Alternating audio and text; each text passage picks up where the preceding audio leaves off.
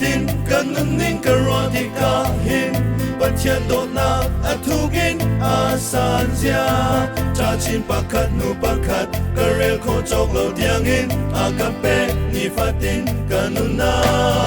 pathian do na athugin asami avele na tang azun ke mi swan big mi man wal ho wi na ka chalo zing fate adona chu antar chile mami zing fate in ni cheo do agape azun za kalam za mai in le cheo na khe tu khal bang ni na ka swan atu big mui na khor kong le tang sang chung tiang zong i boy ba chu tu khal bang aka ven tu si ram sing la ka chun aka bo teri tha sang thar chu aka pe araka kam ban tu kin aman mi lama chun aka shwai pathian do na atukin asangi avele na tang a chun ke mi swan big mi man mol phawi aka chalo zing fa te adot na chu an thar chin le mang i zing fa te in ni cheo do aka pe azum sa kalam cha mai in le cheo na khe tu khal bang in na ka shwai atu big mui na khor kong le tang sa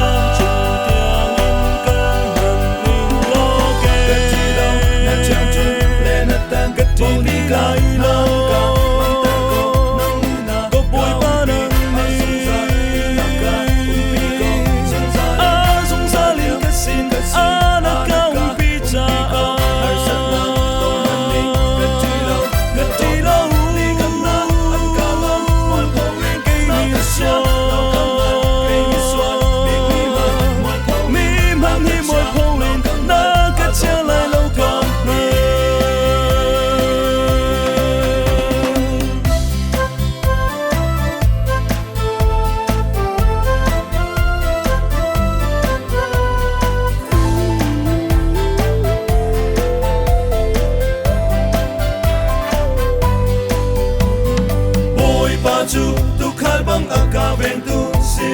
ram sing la ka chun aka bo deri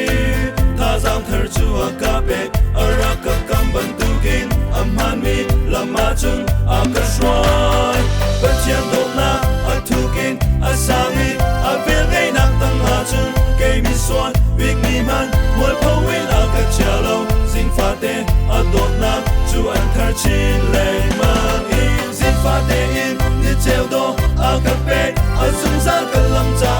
mai in le cheo na khe tu khal bang in la ka shwai atu big mui na khor kong le tang sa Kat ti lo na tiang chun le na tan kat ti lai